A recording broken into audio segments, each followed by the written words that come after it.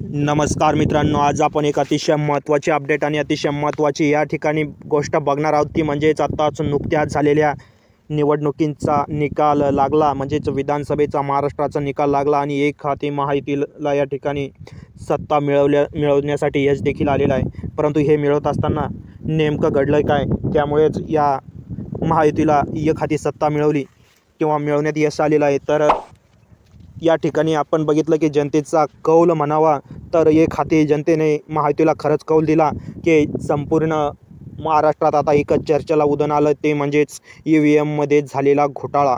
आणि हा घोटाळा कितपत खरा आहे आणि कितपत खोटा आहे, खरंच घोटाळा झाला आहे का, हेच आपल्याला या व्हिडिओच्या माध्यमातून बघायचं। कारण घोटाळा नाही झाला तर मित्रांनो आपल्या हाती एक रिपोर्ट आला, त्यामध्ये स्पष्ट असं देखील सांगण्यात आलं आहे की कोणत्या मतदार क्षेत्रात एकूण मतदानापेक्षा कमी मतदान झालं आणि कोणत्या मतदान क्षेत्रात एकूण मतदानापेक्षा जास्त मतदान झालं। म्हणजेच निश्चितच या मतदार क्षेत्रातले आमदार काही घोटाळ्यांनी तरी निवडून तर आले तर नाही ना। तर हेच आपल्याला ग्राउंड फिगरच्या या रिपोर्टमध्ये बघायचं काय आहे हा रिपोर्ट। तर मित्रांनो काही मतदान क्षेत्र लोकमत या न्यूजपेपरमध्ये आपल्याला एक बातमी छापून आली, त्यात असं स्पष्ट मत लिहिलं की मते ही EVMची आणि तिथली झालेली मते ही जुळत नाही आहे। कारण ही जुळलेली मते नाही आहे, मतदान व EVMचा कुठेही या मतांशी जुळण्याचा प्रकार घडत नाही आहे। नेमकं झालं आहे काय, मते कशी जुळत नाही तर विधानसभा निवडणुकीसाठी प्रत्यक्ष झालेल्या मतदान आणि मतमोजणीच्या दिवशी EVMमधून बाहेर आलेले आकडे यात मोठी तफावत असल्याची बाब देखील निदर्शनास आली आहे। 95 मतदारसंघात 20 नोव्हेंबरला EVMने झालेल्या मतदान आणि 23 नोव्हेंबरला याच EVMमधून बाहेर असलेले प्रत्यक्ष मतदान यामध्ये फरक असल्याचं दिसलं आहे। म्हणजेच 20 तारखेला मतदान झालं त्यापेक्षा निकालात जे मतदान बाहेर आलं त्यात मोठी तफावत आहे। कुठे मतदान झाल्यापेक्षा कमी आलं EVMमधून तर कुठे त्यापेक्षाही जास्त आलं। तर कोणकोणत्या मतदार संघात किंवा कोणकोणत्या विधानसभा क्षेत्रात हे घडलं हे आपण बघू। तर मित्रांनो ज्या मतदारसंघात कमी मते आली ती मतदारसंघ हे मी तुम्हाला पुढे दाखवतो, आपल्याला स्क्रीनवर देखील दिसत आहे। तर नंबर 1चा आहे अक्कलकुवा, तर नवापूर, साक्री, शिरूर, चोपडा, भुसावळ, जळगाव शहर, चाळीसगाव, पाचोरा, जामनेर, अकोट, अकोला पश्चिम, मोर्शी, वर्धा, सावनेर, नागपूर मध्य, नागपूर पश्चिम, कामठे, आरमोरी, अहेरी, बल्लारपूर, चिमूर, वणी, नांदेड दक्षिण, मुखेड, कळमपुरी, त्यानंतर गंगाखेड, पाथरी, घनसावंगी, बदनापूर, औरंगाबाद पश्चिम, गाणगापूर, नांदगाव, मालेगाव बाह्य, या ठिकाणी हे सिन्नर, निफाड, नाला सोपारा, वसई, भिवंडी पश्चिम, कल्याण पश्चिम, अंबरनाथ, कल्याण पूर्व, कल्याण ग्रामीण, मीरा भाईदर, ओळा, भाजीवाडा, कोपरी, पाचपाखडी, यानंतर दिंडोशी, चारकोप, विलेपाल, चांदिवली, सायनकोळीवाडा, मुंबादेवी, पनवेल, कर्जत, नंतर अलिबाग, त्यानंतर इथं येतं आंबेगाव, शिरोर, इंदापूर, बारामती, मावळ, कोथरूड, खडकवासला, पुणे कंटोन्मेंट, कोपरगाव, शेवगाव, लातूर ग्रामीण, लातूर शहर, अहमदपूर, औसा, तुळजापूर, म्हाडा, सोलापूर शहर मध्य, तर कोल्हापूर उत्तर आणि खालापूर अशा या 76 मतदारसंघात विधानसभेच्या झालेल्या 23 तारखेच्या म्हणजे 20 तारखेला जे EVMवरती मतदान झालं त्यापेक्षाही कमी मतदान काउंटिंगमध्ये 23 तारखेला आढळलं। म्हणजे येथे EVMमध्ये खरंच आपल्याला देखील तफावत म्हणजेच भ्रष्टाचार नाही का हा प्रश्न यावरतून निर्माण होतो। तर याचबरोबर मित्रांनो दुसरं आहे ते म्हणजेच आता आपण बघितलं झालेल्या मतदारांपेक्षा कमी मतदान कोणत्या विभागात आलं, परंतु आता काही विभाग हे आहे की त्यात झालेल्या मतदानापेक्षा जास्त मतदान आलं। म्हणजे उदाहरणार्थ एखाद्या मतदार क्षेत्रात जर 1000 मतदान होतं तर EVMमधून 1500 मतदान काउंटिंग झालं।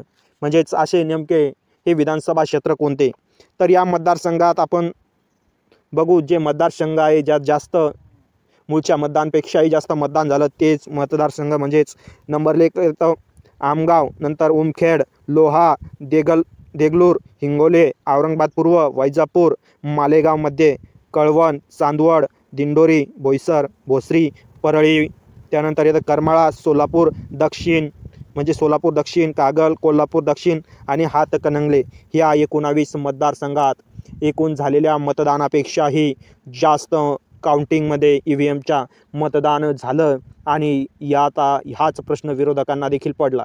आता हा प्रश्न असा पडला विरोधकांना की त्यापेक्षा मतदान झालं कसं काय, म्हणजे ऑलरेडी EVMमध्ये मतं वाढून तर नाही दिली किंवा मग कमी झालेल्याच्यात तर आमचीच मतं कमी नाही केली एकूण मतांपेक्षा, हा देखील प्रश्न आहे. आणि यावरती आता निवडणूक आयोग काय प्रश्न चिन्ह निर्माण करतं किंवा काय निकाल देतं हे त्यांचा प्रश्न, परंतु आपल्याला हा रिपोर्ट बघणं अतिशय महत्त्वाचं होतं.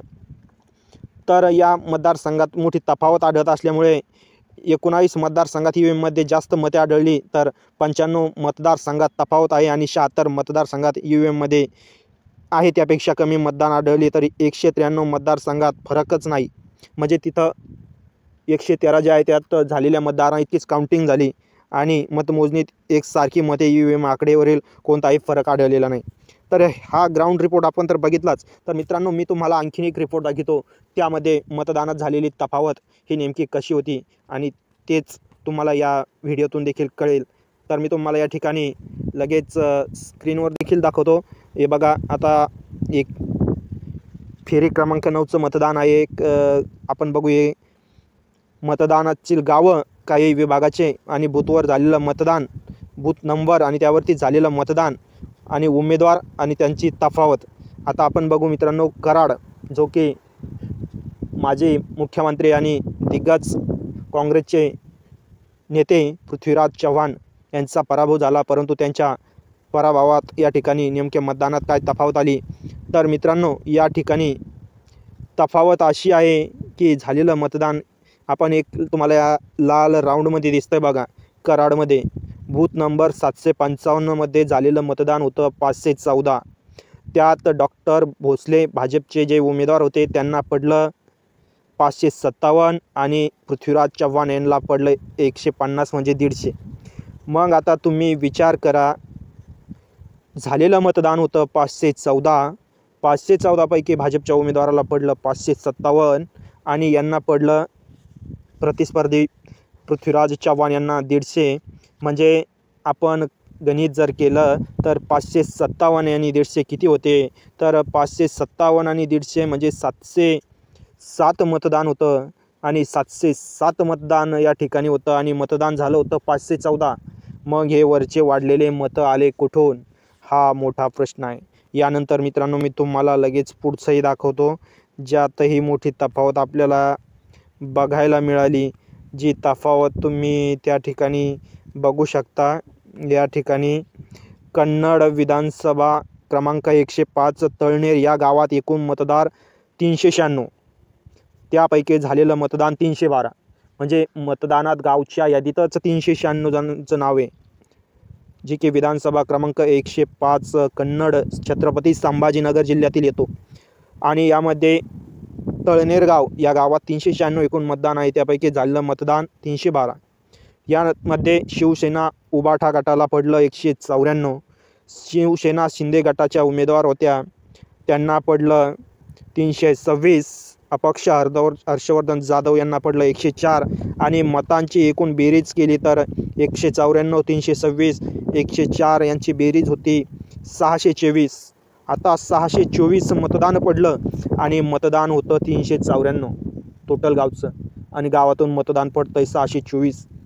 म्हणजे अर्ध्याच्या वरती मतदान आणले कुठून, हा देखील प्रश्नच नाही का. हा मूळचा प्रश्न उभा राहतो.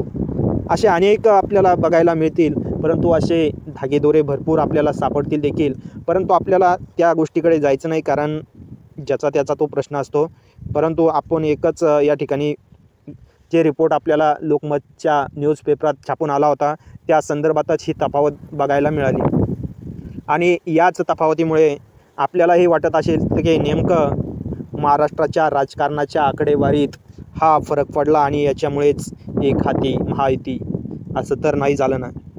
खरं तर ग्रामीण किंवा असो किंवा लोकांच्या तोंडातून शब्दसुद्धा येताना आपल्याला बघायला भेटत आहे की एवढी तफावत येऊ शकत नव्हती, एक हाती सत्ता येऊ शकत नव्हती. लोकांचा खूप रोष होता, पण झालं काय. परंतु हा एक पॉईंट आहे की आईनं वेळेवरती वातावरण बदललं होतं. बटेंगे कटेंगे एक हे सेफ हे नारा लागला, त्याने हिंदुत्व एकवटलं, लाडकी बहीण एकवटली आणि यानंतर काही थोडंफार आणखीन काही भर पडले आणि महायुती विजयी झाली. कारण लाडक्या बहिणींनी मनात एक, ध्यानात एक आणि डोक्यात एक ठेवलं होतं आणि त्याचाच विजय जरी या ठिकाणी महायुतीला होताना आपल्याला बघायला मिळाला. परंतु मित्रांनो, काहीही असो, लोकशाही आहे, यात लोकशाहीप्रमाणेच मतदान होतं. पण आता याकडे लक्ष न देता आपण थेट हा विचार करू की सामान्य जनतेचाच कौल असेल. पण मिळालेल्या रिपोर्टनुसार तुम्हाला काय वाटतं? आम्ही तर याची पुष्टी केलेली नाही, परंतु मिळालेले रिपोर्ट जे की सोशल मीडियाच्या माध्यमातून आज व्हायरल होते, यावर तुम्हाला काय वाटतं? तुमचं मत कमेंटमध्ये कळवा. चॅनलवर नवीन आहे तर आता सबस्क्राईब करा. चला भेटूया. जय महाराष्ट्र.